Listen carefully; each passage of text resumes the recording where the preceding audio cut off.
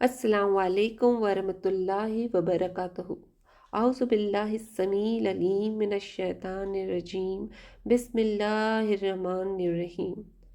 आज मैं कुरान की एक बहुत अहम आयत पर बात करना चाहती हूँ। सूरह अल बकरा की आयत 177, जिसे आयतुल बिर भी कहा जाता है। इस आयत में अल्लाह ताला हमें बताते हैं कि असल नेकी बिर क्या होती है।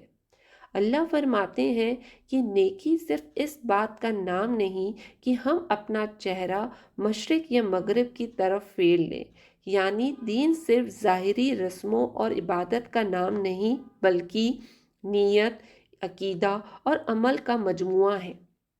इस आयत में पहले ईमान का जिक्र है, अल्लाह पर, क़यामत के दिन पर, फरिश्तों पर, किताबों पर और अंबियाओं पर यकीन।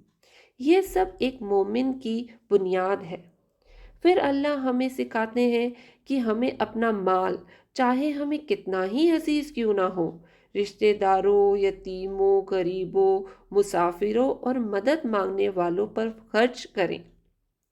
ये हमें रहमत, इंसानियत और हमदर्दी का दर्स देता है।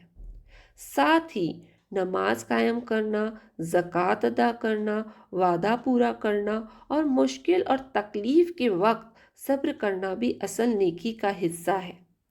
आखिर में अल्लाह फरमाते हैं कि यही लोग सच्चे और मुत्तकी होते हैं, यानी असल बिर वही है जहाँ ईमान, इबादत, इखलाक और इंसानी खिदमत सब जमा हो जाए। आखिर में अल्लाह सुब्हाना ताला से दुआ है कि अल्लाह हमें आयतुल बिर को समझने और अपनी ज़िंदगी में अमल करने की तौफीक अता फरमाए। आमीन या रब्बुल आलमीन।